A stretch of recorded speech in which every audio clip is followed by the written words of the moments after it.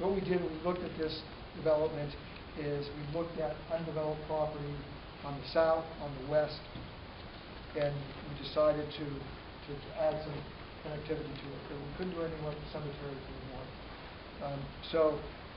If you look at the first cul-de-sac behind the Buckeye Sports Center, there's an area, a parcel there that are dotted lines that will be dedicated to the city. We added a street stub to the south for future development. We added a street stub to the west at the end of Street A. And then at the cul-de-sac, the last cul-de-sac, there's also another right-of-way for future access to development. We also, if you notice, that something normally doesn't happen, it happens some places, it hasn't happened here, is that we have a dedicated trail between two cul-de-sacs.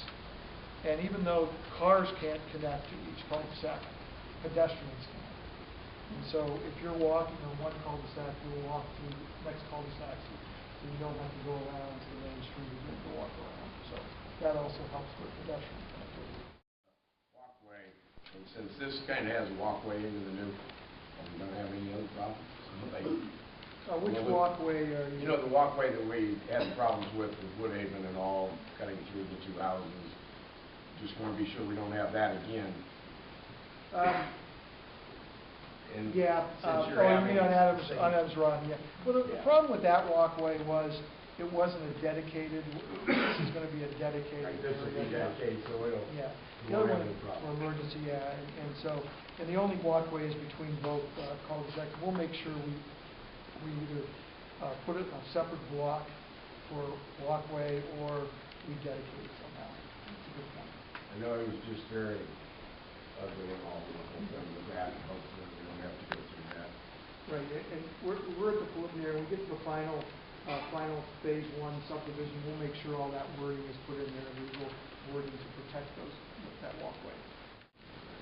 Concerned about stormwater. The pond, you say that when it fills, it'll drain out. I want to know where that drains to. I want to be assured that it's not going to end up in Mill Pond via properties along the 05. I think Mr. Brillhart is worried that water will then come in and flood out other areas south.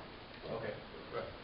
Yeah, the calculations that we're working on right now show that in a 100-year rain event, we're going to be putting about 1 foot of stormwater in that basin.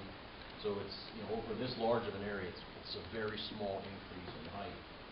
And it'll all be controlled through new concrete outlet structure right here. So this area, once we build the street, there's about a 6-foot elevation difference from here down to the pond.